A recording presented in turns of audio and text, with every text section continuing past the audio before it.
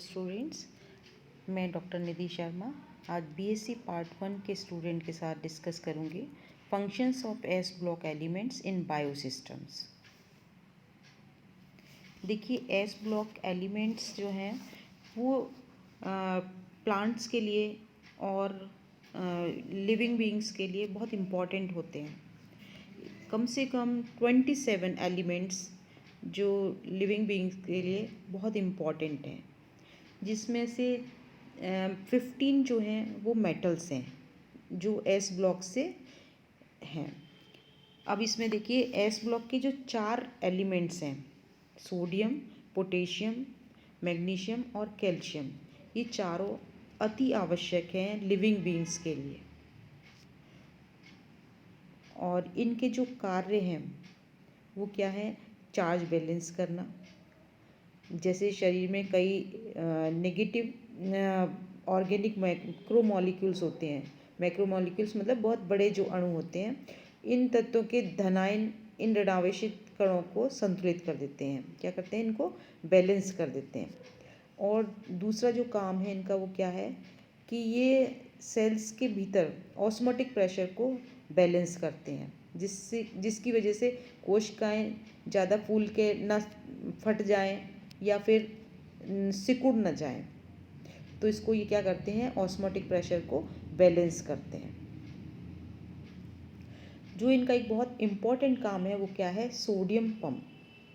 कि सोडियम और पोटेशियम देखने में तो कैसे लगते हैं? दोनों एक दूसरे जैसे लगते हैं, एक दूसरे के बहुत लगते हैं कि नज़दीक हैं ये, कि सोडियम और पोटेशियम की जो प्रॉपर्टीज़ हैं वो भी मिलती जुलती हैं। लेकिन जैविक दृष्टि से अगर इनको देखा जाए तो इनके जो गुण हैं वो एकदम अलग होते हैं। सोडियम आयन जो है वो कोशिकाओं में तेज़ी से बाहर निकल सकते हैं, जबकि पोटेशियम आयन जो होते हैं वो कोशिकाओं के अंदर जा सकते हैं लेकिन वो बाहर नहीं निकल सकते। तो इस आयन के परिवहन को कई बार हम क्या कहते हैं? सोडियम पंप कहते हैं, जिसमें सोडियम आयन तेज़ी से कोशिकाओं से बाहर निकलते हैं, जबकि पोटेशियम आयन तेज़ी से कोशिकाओं के अंदर प्रवेश करते हैं। तो ये जंतु कोशिका के बाहर व भीतर के जो फ्लूइड है, जो द्रव्य है, उसकी एनालिसिस करने पर सोडियम पंप की भी प्रूफ हो जाता है, कि पुष्टि हो जाती है इसकी, कि सामान्य स्थिति में कोशिकाओं में पोटेशियम आयन की जो सांद्रता होती है वो होती है 0.15 m, जबकि सोडियम की जो सांद्रता है सोडियम आयन की वो 0.01 m होती है। और ये शरीर के जो लिम्फ है, ब्लड है, इसमें पोटेशियम की सांद्रता होती है 0.003 m, सोडियम की होती है 0.15 m। आयनों का जो परिवहन होता है, जैसे सोडियम आयन अंदर जाएगा, पोटेशियम आयन बाहर आएगा कोशिकाओं से, तो उसकी जो पूर्ति है वो एटीपी के एक अणु से मुक्त ऊर्जा, एटीपी कन्वर्ट होता है एडीपी में, और ये जो है जितनी ऊर्जा मुक्त होगी वो सोडियम आयन जो है वो 3 आयनों को कोशिका से बाहर निकालने के लिए सफिशिएंट है। कोशिका के भीतर व बाहर सोडियम Na+ और पोटेशियम जो है आयन, इन दोनों का जो रेशो है, इसके मान में जब चेंज होता है तो सेल मेम्ब्रेन पर एक इलेक्ट्रिक पोटेंशियल डेवलप हो जाता है, जो नर्वस सिस्टम और मसल्स की कार्यप्रणाली के लिए बहुत आवश्यक है। कोशिकाओं के भीतर जब ग्लूकोज प्रवेश करता है तो उसमें क्या होता है कि सोडियम आयन भी प्रवेश कर जाते हैं, अतः कोशिकाओं से सोडियम आयनों को बाहर निकालना बहुत ज़रूरी है। इसके विपरीत क्या है? पोटेशियम आयन जो है वो कोशिकाओं में ग्लूकोज के मेटाबॉलिज्म, प्रोटीन की सिंथेसिस और कुछ एंजाइमों के सक्रियण करने के लिए, एक्टिवेट करने के लिए महत्वपूर्ण भूमिका निभाते हैं। अतः इनका कोशिकाओं के भीतर रहना, पोटेशियम आयन का कोशिका के भीतर रहना बहुत ज़रूरी होता है। अब आप देखिए कि सोडियम और पोटेशियम जितने इम्पॉर्टेंट हैं उतने ही मैग्नीशियम और कैल्शियम भी इम्पॉर्टेंट हैं बॉडी के लिए। Mg2+ और कैल्शियम 2+ आयन, ये कौन से हैं? एल्कलाइन अर्थ मेटल हैं, एस ब्लॉक के ही एलिमेंट्स हैं ये। तो जैसे सोडियम और पोटेशियम का है, ये इम्पॉर्टेंट है। उसी तरह से मैग्नीशियम और कैल्शियम भी हैं।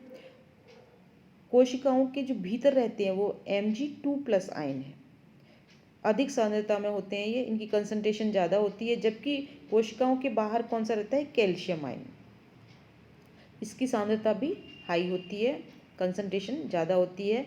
तो Mg2+ आयन ATP के साथ कॉम्प्लेक्स बनाते हैं और फॉस्फोहाइड्रोलिसिस तथा फॉस्फोट्रांसफेरेसिस का अवयव है ये, जो ऊर्जा उत्सर्जन हेतु ATP की अभिक्रियाओं में एंजाइम उत्प्रेरक का कार्य करते हैं।